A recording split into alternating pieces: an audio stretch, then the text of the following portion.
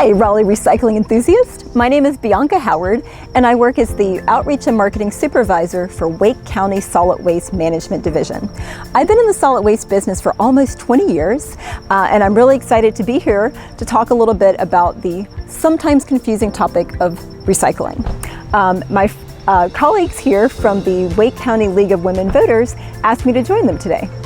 Hi, I'm Bobby. Hi, I'm Jess. I'm Jerry. Our friend Marcy also helped with this. Well, Bianca, the idea for this came to me about a year ago when we toured the Sunoco recycling facility. That is the facility that sorts Raleigh's recyclables. We found out then that they did not have the right equipment to sort out the polypropylene plastic, but that they were going to get it. So I thought, why not just save our polypropylene until it can be recycled, and in the meantime, maybe do a video, an educational video. So part of the idea was to save plastic from the landfill. Well, let's take a look at what you saved. Well, I hate to break it to you, but some of the plastic you saved can't actually be recycled. What? No way! What? Take this rotisserie chicken box. The bottom of it might be marked with the number 5 for polypropylene, but because it's made of black plastic, it's not going to be sorted properly in the recycling process. It's also quite possible that it's very contaminated with grease and oil. Some municipal programs specifically mention not putting in black plastic.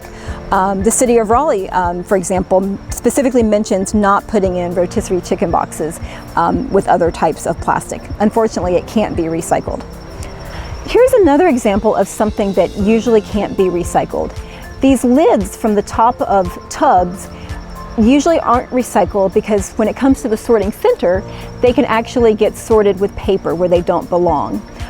So Wake County's website and many others often advise simply discarding these lids in the trash because we don't want to risk them going to the recycling center but then not being sorted correctly.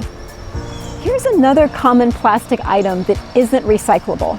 These lightweight plastic cups are more likely to shatter and break at the material recovery facility, not to be captured and baled. So when it comes to lightweight, thin plastic cups like these, you're better off just putting them in the trash. Here's another thing that isn't going to be recycled properly. Tiny cups such as these are more likely to fall through the cracks at the sorting facility. Anything less than 2 inches in size really doesn't belong in your recycling container. So what's left that we can recycle? Plastic tubs. Municipalities in our county all accept plastic tubs for recycling. So tubs like these, which are often used for yogurt and margarine, can be recycled. So a lot of what we put in our recycling bins actually goes to the landfill? Well, what we've just talked about is polypropylene, but there are other types of plastic that are valuable for recycling. For example, PET plastic. It's commonly used for bottles. You'll see it as water bottles, soft drink bottles, even cooking oil bottles. It's a highly used and highly recyclable plastic. Another kind of plastic bottle that's easily recycled is HDPE plastic. It's the kind of plastic that's commonly used for laundry detergent jugs. But both because customers sometimes put things in their bins that don't belong, and because the sorting facilities can't handle everything that comes to the sorting facilities, a lot of the plastic items we consume do still end up in the landfill. So what can we do to improve recycling rates? Well, it would all help a lot if we could educate ourselves about what is recycled today. The best thing to do is to go online to your city or your town or your county website and see what it says about which items can be recycled, especially when it comes to plastic. If you need to, print out the illustrations you see there and keep it on your fridge so you can remind yourself of the shapes of plastics that can be recycled where you live.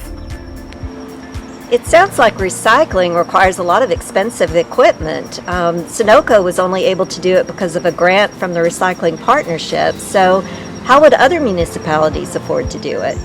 The Bipartisan Infrastructure Act is now providing federal money for recycling equipment, but there is some limits to those grants.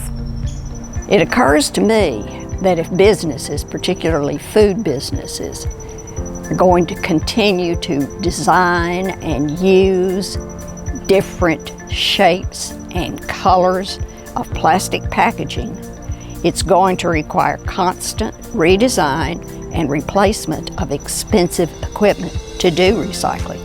Maybe businesses, particularly food businesses, need to rethink their packaging or contribute in a big way to make recycling work. Well, you could certainly make that argument. In the meantime, it's important for all of us to continue recycling because it really does matter. It supports over 15,000 jobs in our state, and it gets resources to manufacturers who need them. So thank you for what you're doing, and keep up the good work. Bianca, thank you so much. I've learned a lot. I've learned a lot too. Me too.